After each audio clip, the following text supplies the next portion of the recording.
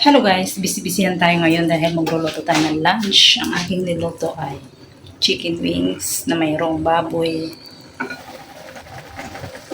Pinagalo ko na yung baboy tsaka chicken wings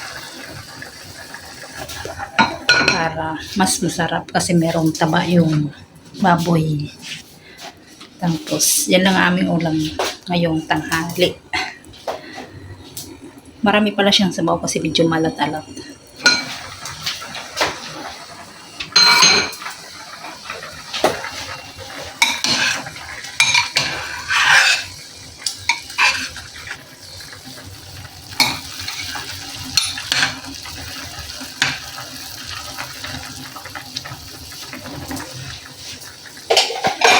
Parang matataob yun na naman yung kaldero ngayon.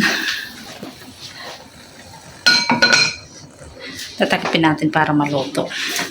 Nagluto na rin ako ng kanin, ng bigas sa rice cooker para mayroon kaming kanin. Dalawa lang kami nakakain yung amo ko. So, yan ang aming ulam.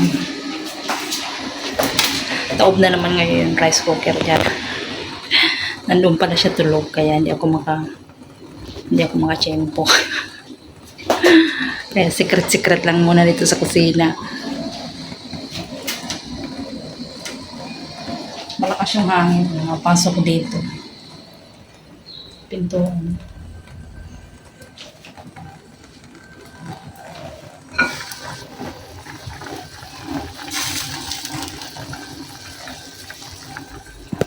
Mukhang mapapasarap tayo ng kain ito.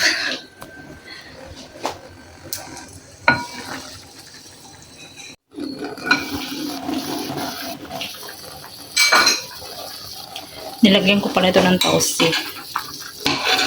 Yung black beans na maalat.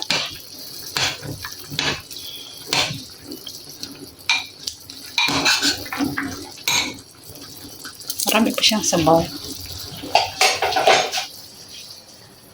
Kailangan ko siya takipan. Tsaka lapasan ng apoy kasi marami siyang sabaw. Maganda kasi ito kapag malapot. Medyo malapot-lapot.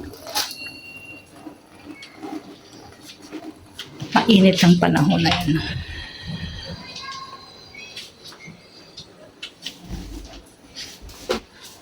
Kasi kung hindi ako magluto, bibili na naman ako ng pagkain sa labas. Maglalakad na naman ako ang init ng panahon.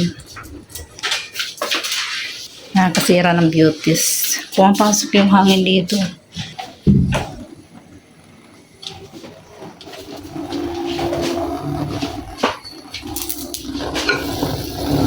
Parang ang sarap niya.